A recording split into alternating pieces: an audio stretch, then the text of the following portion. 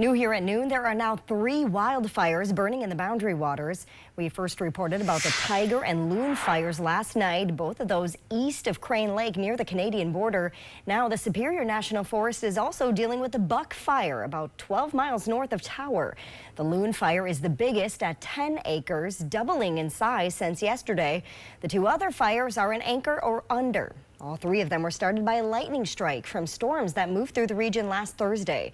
Right now, there are not any closures within the Boundary Waters related to these fires, but for both the blazes burning near Crane Lake, it is possible that some campsites may need to close. We'll update you as we learn more.